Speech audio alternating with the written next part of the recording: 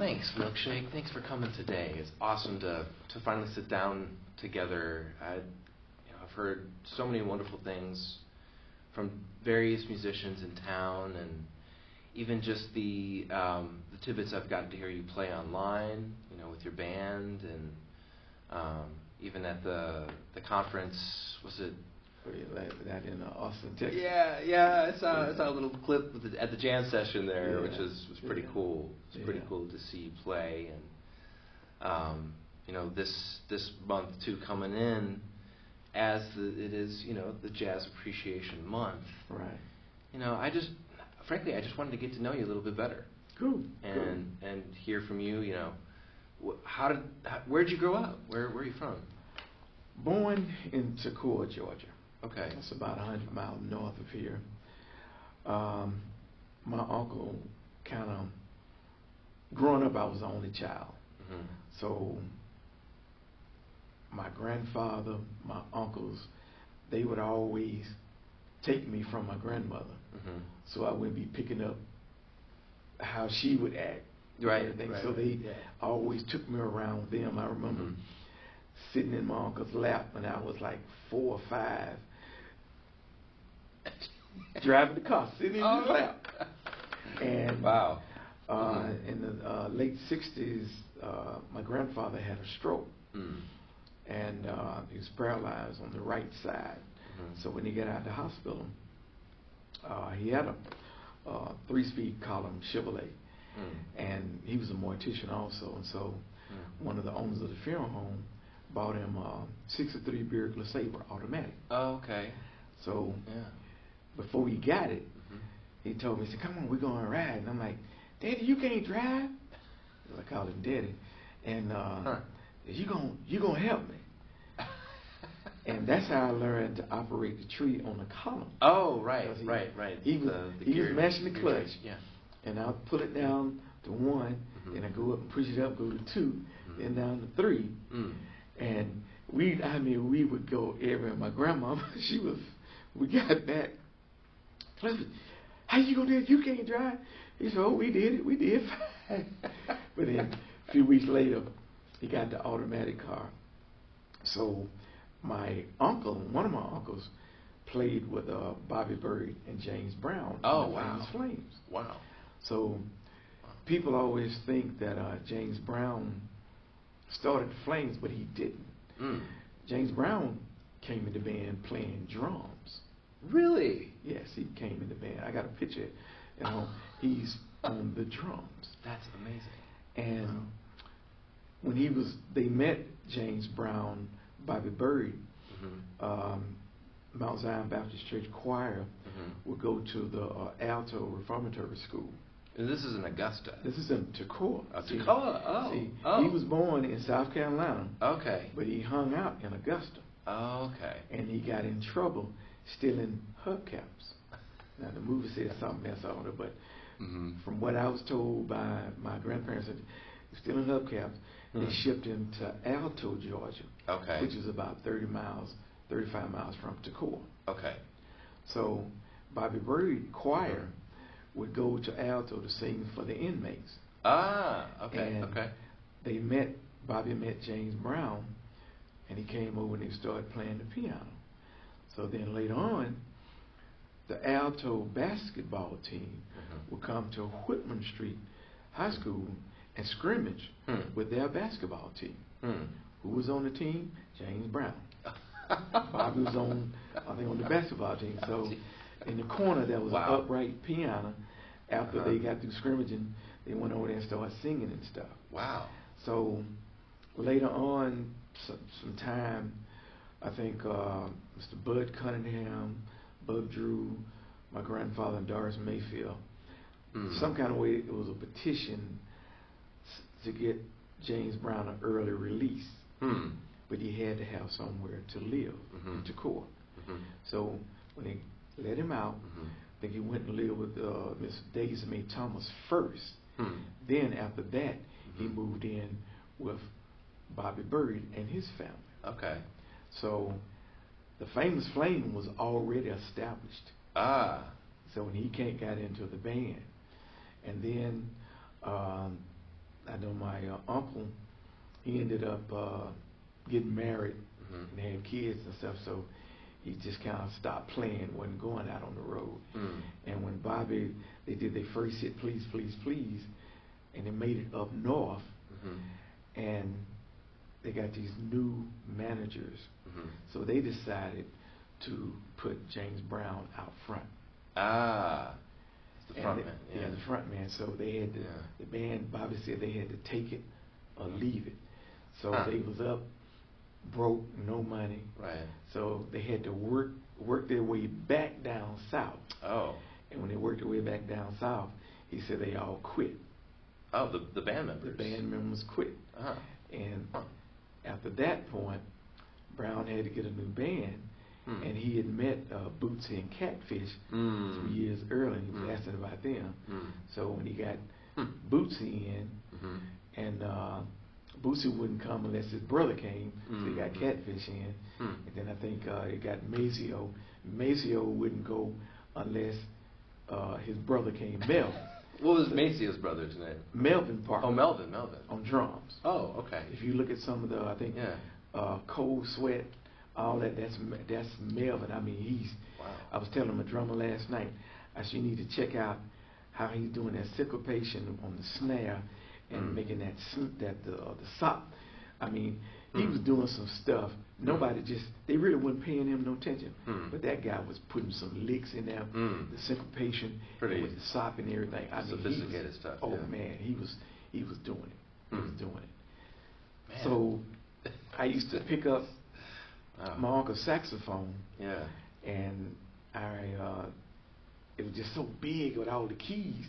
Yeah. And I saw Herb Abbott in the Tijuana Brass on television. And I said, oh man, that sounds good. Yeah. I could do that. You ain't got but 3 keys. That's easy. That is gonna be easy. Right. Not knowing I'm picking the hardest brass instrument. Most demanding, Oh my goodness. And I remember the Christmas I got the horn. That's when I found out it wasn't no sound. I had never seen a trumpet in a case. But when they took that trumpet out of that trunk, I said, that's my trumpet, that's my trumpet, get my trumpet, get my trumpet. They wouldn't give it to me. I had to wait till the next morning. I mean, I tossed and turned all night. Oh, you couldn't. You know Santa Claus gonna put pep in your eyes if you wait, open your eyes. I was in there sleep, couldn't sleep, had my eyes. But I went in there and got that trumpet and put the mouthpiece in. Nobody had told me how to buzz, how to do anything. Yeah. I just immediately started. It just making noise. It just came. It was natural. It's very. And when my uncle came up, and he brought me a Easy Step to Band book, and he told me you need to learn your scales and everything, you know. So this is before I got into the band, and I started trying to play, and I saw Mary Had a Little Lamb, so I figured out the notes. I knew the song in my head. Right. So when he was telling me the notes, so he got his saxophone, he started playing with, so I'm hearing that. So, and I'm looking at these notes, and then when I saw the fingering chart, so I got me a pencil, and I started writing 1, 3 for D, 1, 2 for A, like a guide to, F. Well, I mean, you know, it's the fingering chart. Yeah, sure. So I'm writing up under the notes. Yeah. So that day I'm in there.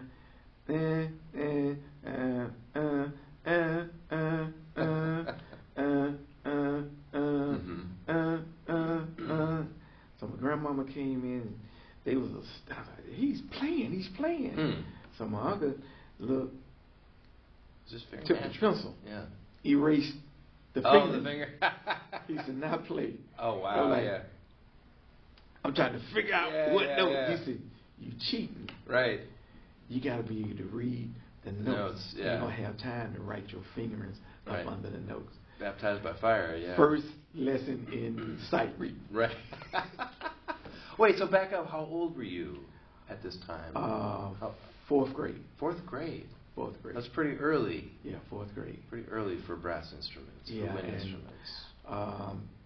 The band director at the time, I remember when I got in the band, I was so young, I never got a chance to march, but he would let me be in there. And when I finally moved to Atlanta in the fifth grade, then I started getting area band practice and stuff. And then once I got to high school in the eighth grade, Mr. Percy Connolly, he immediately, because we were like 2 or 3 blocks from the main building on Urban Street, Houston Street, and he would take me every afternoon to the main building to play with the marching band. Oh, right on. 10th, 11th, and 12th graders. Right. I was the only 8th grader. Right, so the older class. Yeah. So I got indoctrinated. Pushing you and Yeah. And I could actually sight read all the trumpet players. So they kind of dogged me to a certain degree because I was a freshman. Yeah. You know, even sub-freshman. There's a young buck coming in, out playing everybody. Right. But everybody in the band, the upperclassmen and the girls, they always would protect me from the older guys and stuff, and even the guys in the trumpet section. During that time, you had the bullies in schools and all that kind of stuff, and they quickly let them know he's a part of us. Y'all don't bother him. And so that it's part of the community. Yeah. Part of. And going to the festivals and stuff, and the band, just got exposed to that stuff a long time. And I remember when I first met Mr. Patterson. I was in the 8th grade, and we were doing the Howard High stunt night, and he played in the band with my band director. Cool. So we had. Was he playing alto, or was he? He was playing alto sax. So Dub Hudson was on tenor. Okay. Now Dub Hudson and Mr. Patterson was on the alto. Dub was on the alto. We had God, I can't think of that bass player and the drummer, but most of the area band directors, they had their own little pop rock and roll band. Yeah. And I mean, stage bands. Yeah, stage band.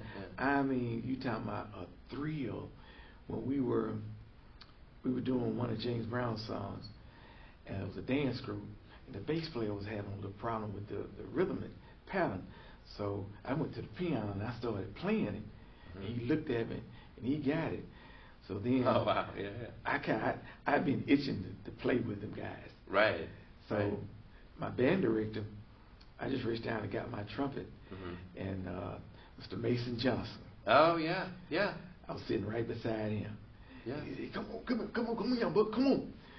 And I started playing. Boy, that was, I mean, 8th grade. God. I'm playing with these professional cats. Yeah. With the pros. Yeah. And that's when I met, I remember when we did the thing at the City Auditorium, and Mr. Coates was, would go around. Oh, P.S. Yeah. He would go around to the gigs and get the dues, Right. Oh, right. On the key. Yeah. So that's when I really got exposed to the union. Yeah. What was going on, with the band members and stuff like that. It was definitely a different time. Yeah, it was. Yeah. It was. It really was. What a rich environment to be brought up in. It was a blessing. I mean, because, coming up in that era.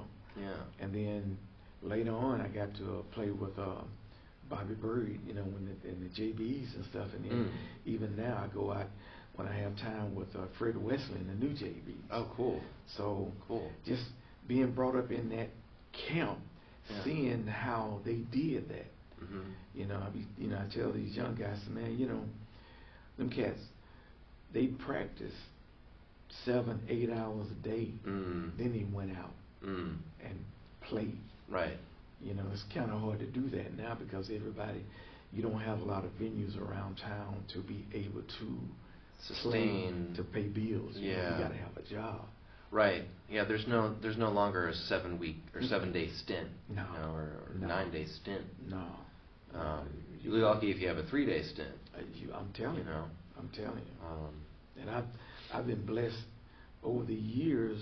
Mm-hmm. I played at restaurants. I remember when I did back in the day, Mm-hmm. 70s.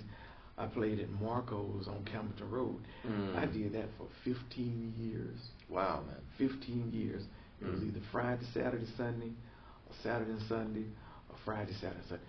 15 years. Wow. I didn't get a chance to venture out. Right. Because I had that A steady gig. A steady gig.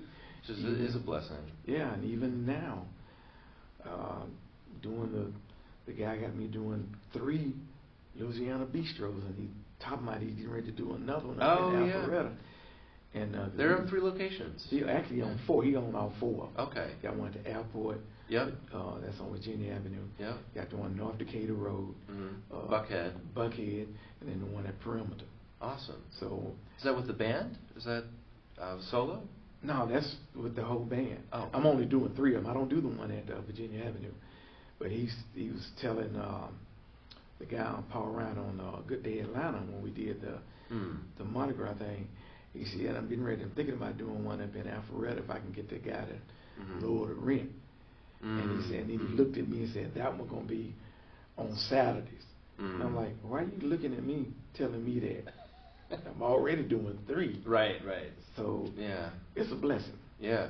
Nothing but a blessing. Yeah, that's fantastic. That's fantastic. So that being said, you know, this time and place especially for younger musicians, I mean, how do you see, where's the future? Where are we headed? We're talking about just appreciating this music and where we come from, but where are we headed? That's a good question. With the technology the way it is, it's like it's me. I call it bland music. It really has. You hear the music, but it really doesn't have any soul, no feeling in it, because if you don't have the live instrumentation on that record, it's bland. It's really just bland. You know, we got to get music back into the schools because music soothes the savage beast. It's a job for us musicians, and I tell musicians, everybody can't do what we do, and musicians are special. All musicians are special because the average person can't do what we do. We bring something to the table. We're different. I agree. We are totally, I tell people all the time, we have been touched. We have been touched. And even with the younger guys that I get in my band, which I got some millennials in there, and one of the guys told me just out of the blue yesterday, he said, man, as much as you didn't want to be a school teacher, you're a good teacher. Right. Because when he first came playing with me, I looked at his set, you know, and we were doing this song, Satin Doll. And I'm like, stir some grits. He said, huh? I said, stir some grits. What's that? You ain't got no brushes. No. That's how you gonna call yourself a drummer, right? And you ain't got no brushes. Yeah, that's. Very next day. How do you play a ballad? Yeah. Yeah, he had brushes. He said, "Oh, but good for him." Now he went to Juilliard, and I'm like, I tell people all the time, you know, they drop names of people. Oh yeah, he went to Berkeley. He went to Juilliard. I said, a lot of people went there, but did they get anything? Right. Did they learn anything? Right. When it comes to being in the field doing this work. Doing the work. Right. You got to have a doctor can't operate if you don't have a scalpel. Right, to have the right tools. Got to have the right tools. Right. And know when to use that tool. Right. You know, I tell them all the time, I say, you know, some places they want soft music. And I said, well, sometimes maybe they just should have had piped in music, but you can play live music, and it freaks people out sometimes. They'd be amazed at how good we sound, but it's at a talking level. I can hear people over in the corner over there talking. Still talking, yeah. But yet still, we killing it with the music. Right. And they be like flabbergasted, like, you sound so great, and it's just not overbearing. I said, well, if it's overbearing, you won't enjoy it. Right. I want you to enjoy it. No, I mean, I've been in that situation where I'm playing too loud, and people complain, and so do you use a mute in that situation? No, you don't have to use playing. It's control. It's control. Yeah. Yeah. Even just where you're holding or directing your bell? It's just control. Total control. Just play soft, full, the color and everything is still there. Yeah, and these are lessons that we don't learn unless we're on the gig, right? Yeah. I mean, most of the stuff that I do or learn, it was out on the battlefield. Yeah. They can't teach you that. Not at school, no. They don't teach all they're gonna do is teach you some theory and who did what, right, and blah blah blah and all that. But once you get out there on the battlefield, it's a whole nother monster. Yeah, yeah. You gotta find your way in there to make it work. Yeah. No, I had the privilege of riding with Neil Starkey. Okay. To a gig. It was like a 5-hour drive away, and I just got to hear all these wonderful battle stories. Yeah. Yeah, that's what he said. He said, I was learned on the gig. Yeah. And that's, I guess it's getting harder because there are less gigs. Yes, it is. But if somebody's hungry, and they want to learn, and a lot of guys, come through my camp, play for a while, and matter of fact, one of my last bass player, he's with New Edition now. I tell him, you miss an opportunity to continue to work with me to go play with New Edition. Hell, they're paying him almost $6,000 a week. Wow. Hey, but he told me, he said, man, I thought I had it together until I got with you, and you started showing me how to stay in that pocket and not all over the place. He said, I want to thank you. I said, I knew you had it.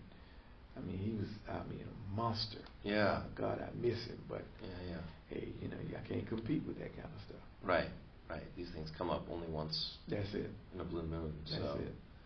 So in terms of finding your own work and like establishing your own entrepreneurship, word of mouth. I don't do no serious advertising. I mean, I get people see me, and I mean they see you too. Like, look at you. This is where did you get this suit? You got to tell me about this suit too. It's something I designed. It's amazing, man. I just do. I used to watch my uncle and all them, because Brown, they all back in the day they dress, and I remember, was it 75? I believe it was. Duke Ellington came to Clark in the band. Oh wow! And Duke walked out. I mean, he was sharp as a tack from head to toe. Had on some velvet shoes with a big brooch on it, and he was just suave. And I'm like, that's how I want to be. And I remember watching my uncle as a kid. Weekend, shining his shoes. He would put his shoes in the chair, like on the side right here, and bend them up. So when he put them on, they stood up. The toes stood up. Whoa! Yeah, he bend the shoes, stick them in there to have that shape, that position. And I used to watch him, and I'm like, and they dress. I mean, the shark skin suits and everything. And once again, I said, one day I'm gonna be the dress like that. So I started out buying suits off the rack, and then the more I worked, and I always have had long arms, Mm-hmm. and the suits always had to be altered because Yeah. I was big up here and little here, and it just didn't fit right. So Yeah. I finally got exposed to certain tailors, and then I started Mm-hmm. thinking of ideas. Instead of having my pocket normal over here, I put it over here. And some of my suits, I put the pocket on the side. You know, I might put a vent in the back, put a button on it. I just sit there and just draw something. Yeah, I noticed. Something different. Even just at the bottom of your leg, right at the cuff there. It's just. So this is a tailored suit. Yeah. It looks amazing. Well, thank you. Looks amazing. Thank you. And how about Milkshake? I've been meaning to ask, and I hope I'm not going too into it, but where does Milkshake come from? Growing up in an apartment complex, every afternoon, and some ice cream truck would come around. Mm-hmm. You hear that bell ringing and everything, and he pull up, guy slide door in the back. I love milkshakes. I have always loved milkshakes. And I would save my allowance, and I go down and I get 2 milkshakes. One go in the freezer, and one I would stop playing with everybody, and I just walk around. I just walk around, sipping on my milkshake, dreaming about what I'm going to do when I get older. I'm going to have this guy. I was a car fanatic too because one of my uncles was an auto mechanic. So being around the garage, I just knew how to work with certain tools. And seeing them take a car apart, put it back together. And then my mother would go down to Milton Bradley, it was an art craft store, and buy me model cars to put together to keep me in the house from getting in trouble outside with the other kids. So I would just think about, I'm going to have this kind of car, I'm going to have that kind of car, and I'm going to play here, I'm going to play there. And they would see me walking, Milkshake, going to get a milkshake, we're going to catch him today. So they would plant themselves around, they try to catch me to take my milkshake. Oh, in the act. I would run and run, and by the time they get me, I done drank it up. Then they run me some more. So you got to at least burn off the calories too. Yeah. So it was like from elementary school, high school, college, everybody has always called me Milkshake. And that's fantastic. Before I graduated, I got a letter in the mail telling me that my driving license had been suspended. Oh. Because I had too many driving tickets, points. Yeah. I don't have any points. Come to find out, it was 3 other guys with my birth name. Parole violation. Oh. DUI, child support. Oh boy. Attempted murder. Oh no. Fraudulent check. Evading the police. Oh, that's not good. Child endangerment. And every time they would stop one of them, they would say they don't have no license or whatever, and they would give that name. I don't even tell nobody that name because I don't use it for nothing. Nothing. Every credit card, American Express, everything. I paid taxes on Milkshake Mayfield. So you changed. I'm fighting with the state.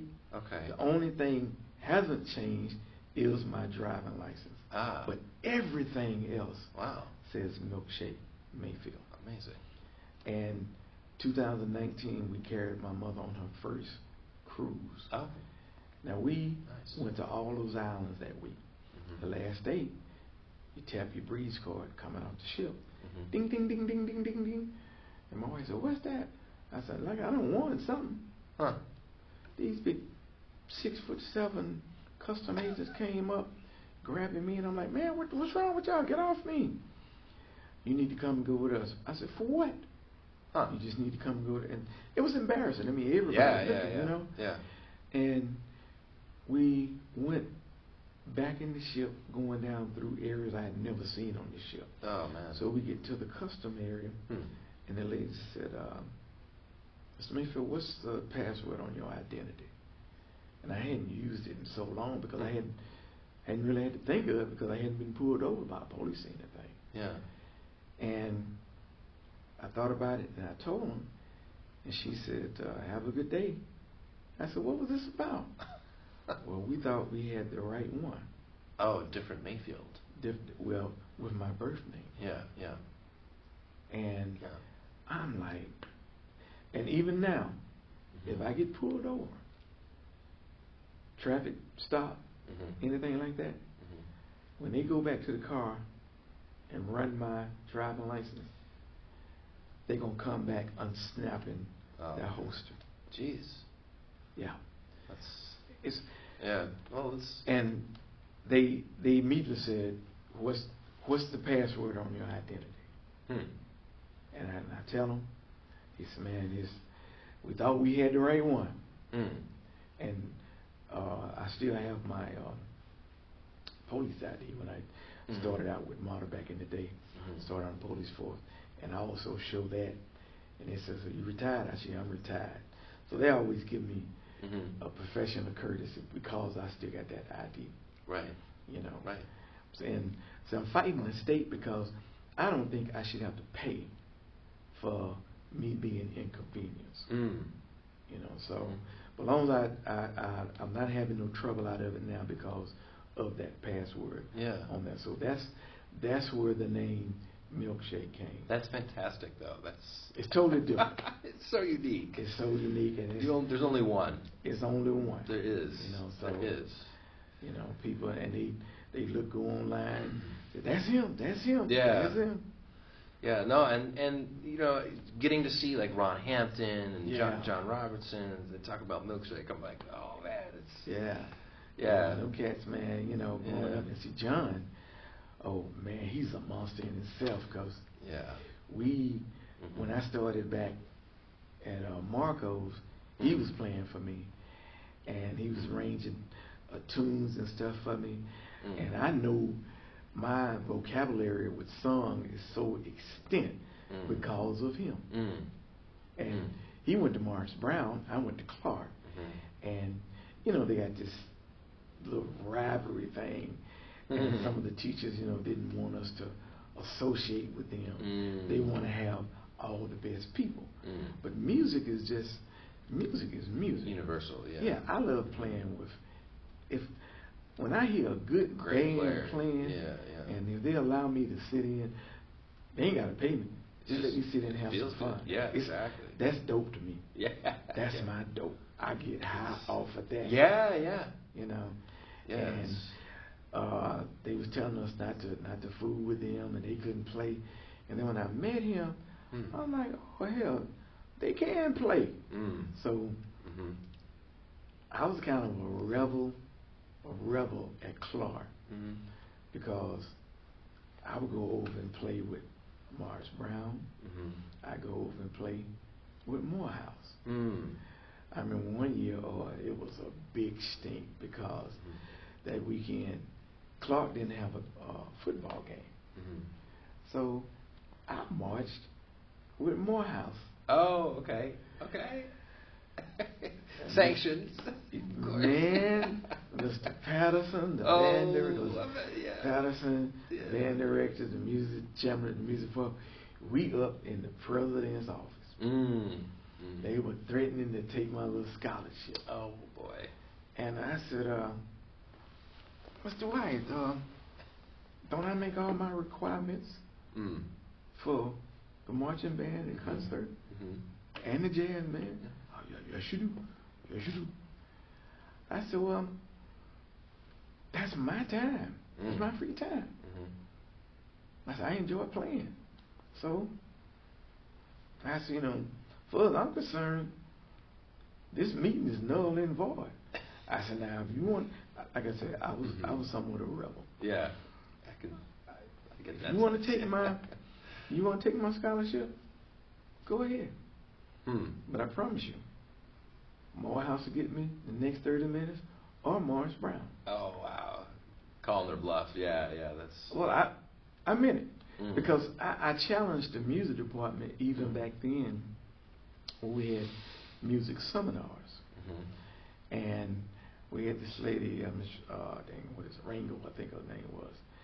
She was a little German lady. She was hard. And we had to go to the symphony and concerts and stuff. And I was playing symphony music too. Mm-hmm. And I remember Mr. Wyatt. He was a French horn player. Okay. He wasn't a trumpeter. Mm-hmm. So he taught me the theory how Handel music was, Beethoven, Bach, Mm-hmm. all that. Mm-hmm. With the symphony songs and Sure. stuff that I had to play, Orchestral, all that kind of stuff. But as far as teaching me techniques and all that, he really didn't have that. Coming from a French horn player. Very different. And I guess I was just so kind of advanced. And I remember back in the day, a lot of the guys from other schools was taking private lessons from John Head, and I couldn't afford that. Yeah.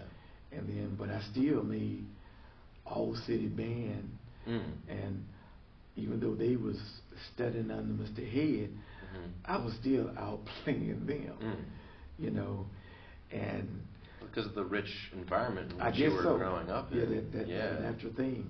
Yeah. And Patterson, they made us think of it, but that was the end of it.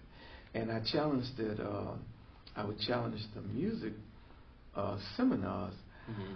I said, okay, we get a P for going to the symphony concerts and playing this music and doing all that. Mm-hmm. But if we don't complete that, you give us an F. Pass, fail, yeah. I said, that's unjust. F hurts my overall average. GPA, yeah, sure. A P does nothing for it. Right. I said, that don't make sense. Right. And for whatever reason, they actually changed the curriculum. Oh wow.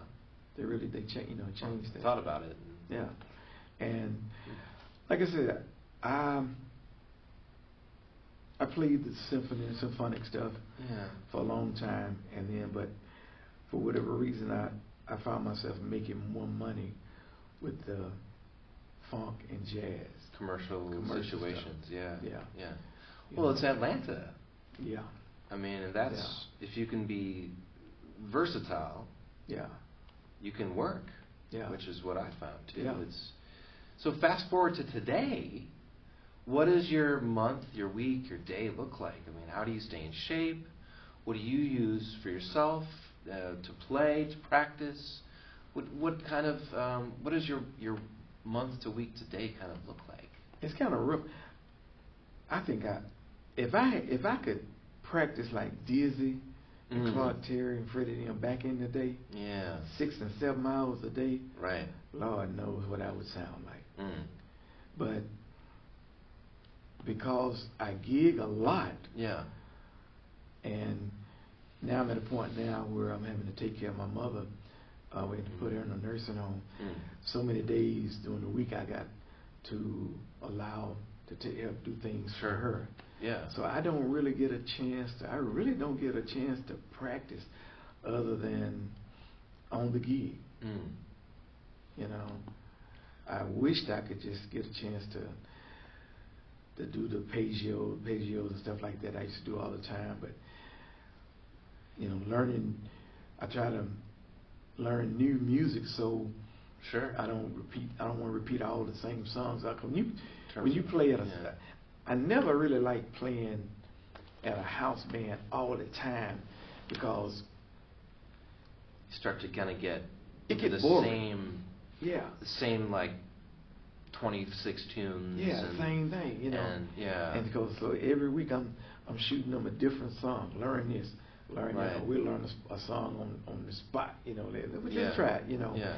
Because I know when John was working at Dante's Down the Hatch, that was like John Robertson. John Robinson. Yeah. Like I said, when he was with me Mm-hmm. and Marcos, we were doing Friday, Saturday, and Sunday. And then he would fill in for Paul Mitchell at Dante's Underground. Mm-hmm. And then when Paul died, I told him, I said, well, man, Dante he gonna probably put you either down Underground or up in Buckhead. He said, no, I don't think so. Next thing happened, he was down in the Underground. Oh, he was. Then he moved him up to Buckhead. Oh, wow. What was the club in Buckhead? Or what? Dante's down there. Oh, it was in Buckhead. Mm-hmm. Oh. See, he had one Underground. Right. And then he had one in Buckhead. I didn't realize there was. But those started out too. Oh, that's fantastic. And then when Underground closed down, then he was just stuck up in Buckhead, 7 days a week. And I asked him, man, wow, how you do that? He said, shake it's hard. I said, yeah. I said, I know, because 7 days a week. You know, and it was rough for me, even like every Tuesday, I'm in Buckhead. Yeah. And my wife said, you realize you've been doing that now 5 years? I said, dang. Yeah. And I remember when he was opening Perimeter, I said, man, right. he think he's slick. He think he gonna get me up at Perimeter. I said, I ain't going up there. So could you sub it out? Could you sub it out? I probably could, but then there's the danger of they didn't. Yeah. We want you. Right. You know. You can't do that too often without it running the risk of. Yeah. So, I try not to take on too much more, and I look at it. Even though I retired from the transit company, and say I'm a mortician also. Oh, I didn't know that. Yeah, I'm a mortician also. Which runs in the family, you were saying? Yeah, because my grandfather and uncle was mortician. Everything, right? It's like everything that they did, I picked it up. You know, from I restore classic cars. Which kind of influences, I mean, if you think about it, rather than practicing scales and arpeggios, which is an important thing to do, but all these other parts of our lives has a way of influencing maybe the music. Yeah. And vice versa, maybe the music influences these other things we have in our lives. So watching that and seeing what goes on, it was just fascinating, you know. I remember one year, I think I was in the 7th grade, and there was autopsy case, and this guy had been using cocaine, and he had all this growth in his sinus cranial and everything. Oh, wow. And Marcus said, you see this? This guy did drugs. This is what happens in your body when you do drugs. And I'm looking at that. I've never touched drugs. What have anything to do with it? Yeah. You know, you see it so viscerally. So I see what the outcome can be. You know, just seeing that, and it was just, I'm like, nah, I don't want to do that. And then it was just exciting to be able to take a body and put it back together. And then I remember when I did Bobby Berry, and his wife came in for the first viewing, and she walked, and she got about 5 feet from the casket and stopped, and she said, "Shake, that motherfucker look better now than he did alive." I said, "What, Mommy? Oh, he looked pretty." Wow. I said, "Well, thank you." That's the work. That's the work. Yeah, that's what we go for. Mortician work. Yeah. Yeah. To make that family, you give that family a final sense of solution. You know, it's a beautiful thing. It is. Yeah. It really is. And it's not for everybody. Sometimes I go do seminars at schools and stuff with band directors and classes, and you know, let the kids ask questions and all that. And one guy would look at his ass and say, "You a mortician too?" Yeah. I said, "How you do that?" I said, "It's kind of rough, but I make it work." Yeah. "We're gonna be mortician. We're gonna be mortician." I said, "Really?" "Yeah, we're gonna be that." I said, "Well, what's so fascinating about that?" "Oh, they wear suit and ties every day. They drive big black Cadillacs. And they stand up at the casket and just stand there." I said, "Really? Yeah, they do that." I said, "But it's a lot more to it than that." Right. And he looked. I said, "What are you gonna do when you got to go to a house in the summer, it's pouring down rain, 3 o'clock in the morning, and there's a body lodged over on the side of the bed against the wall. And then you go to grab the arm, and the arm come off in your hand. The body is decomp. You got to have a mask on because the smell stint is so strong. It is the worst smell there is. There's nothing out there smell worse than a human. When you smell a human remain, you never forget that odor. Oh wow! It is so distinct, from those gases in our body. So I said, "What are you gonna do when you gotta pick that up?" And they looked at each other. They got special people for that. They got special people for that. Right. I said, yeah, you're right. They got special people for that. And do you know who those people are? They looked at each other. You. That's your job. Right.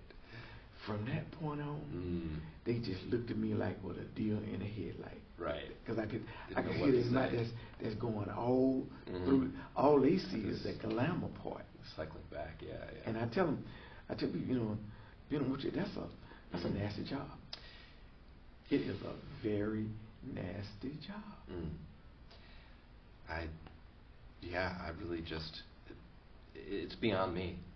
It's not for everybody. No, it isn't. We had a guy, my granddaddy was telling about how they in any business, you got the newcomer to come in, you got to mess with them. They just like crabs. You got to mess with them. Right.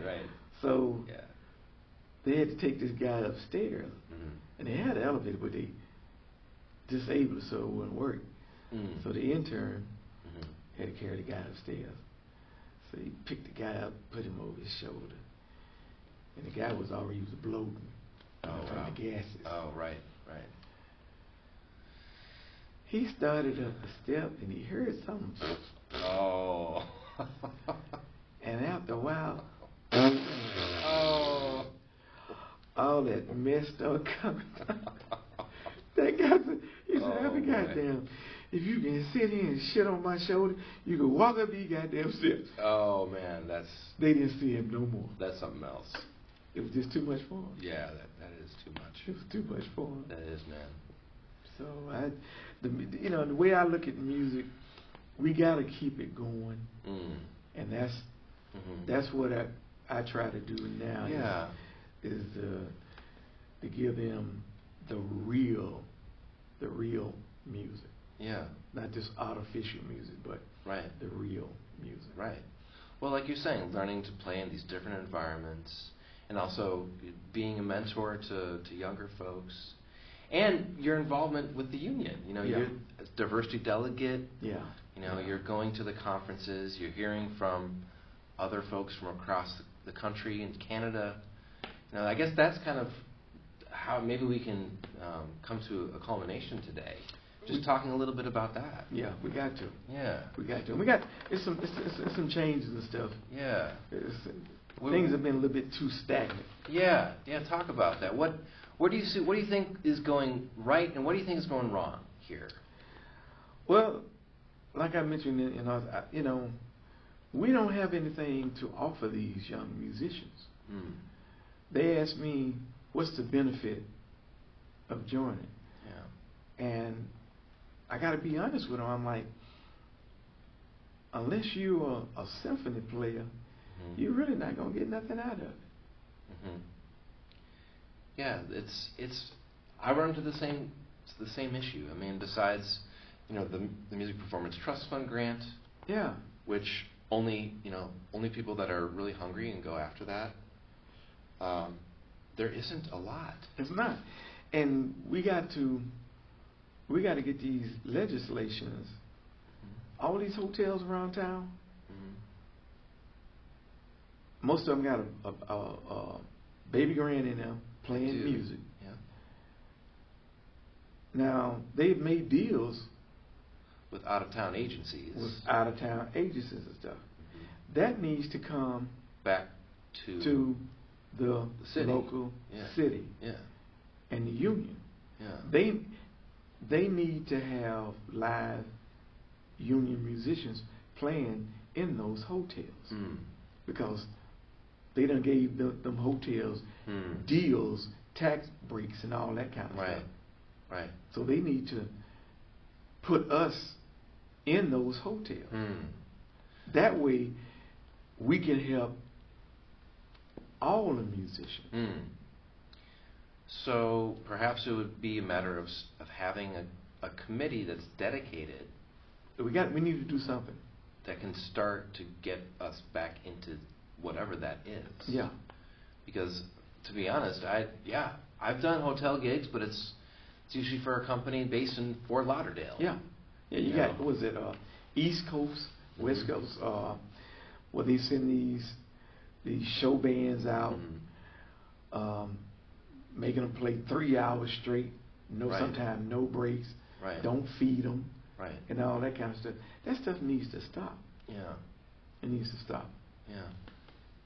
And if you got the hotels under that rule, then they can't let them come in there and do that kind of stuff. To undercut. Yeah. Yeah. And to overwork. Yeah.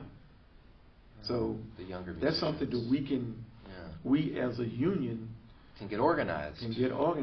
Yeah. And go to these commissioners, county commissioners. Right. Because At we the know city y'all level. talking. We Right. know y'all talking to the hotels. Right. Because hotels are getting all kind of tax breaks. We can be a part of that. Right. Yeah, to bring things back to maybe the way they were, or to start a new way. Yeah, start a new way. Yeah. Yeah, no, honestly, that's what my hope is. And I think with enough leadership, such as yourself, and with some other younger folks that are coming into the ranks now, Right. that's really what it's going to take, is people that are wanting to see that direction Yeah. come to light. Yeah. And not just rest on their laurels and their gig in the sky, but to people that are actually doing this work. Yeah. Yeah. That also have that experience that can help to lead this. Yeah, we could. Like I said, I think it's something. Yeah. If I get a chance, at the convention, if we get a chance to talk about it, I'm gonna mention that. Because that's something national that we can do. Well, let's talk about it locally too.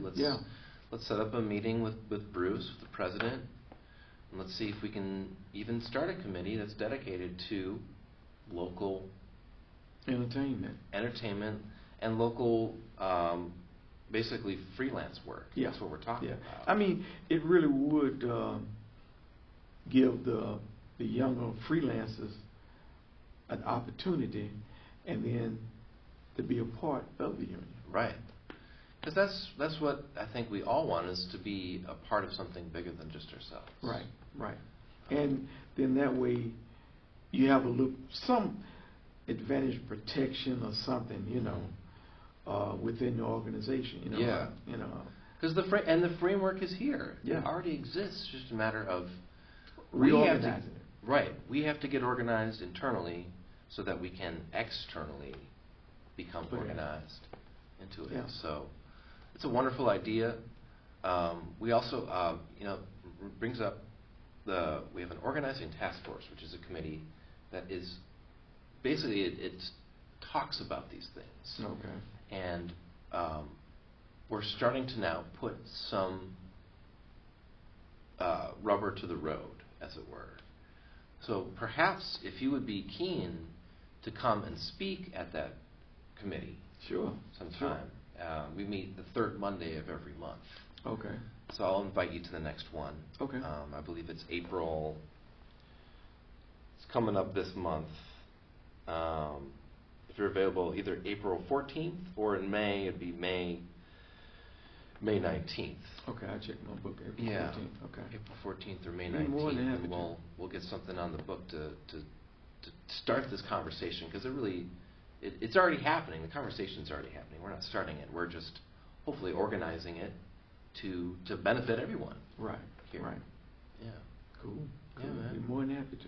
Thanks, Milkshake, man. Hey, thank you, man. Man, great to meet you finally and just spend some time together, man. No problem. No Yeah, problem man. at all. No problem at all. Happy to, Yeah. to be a part and Yeah. do what I can do.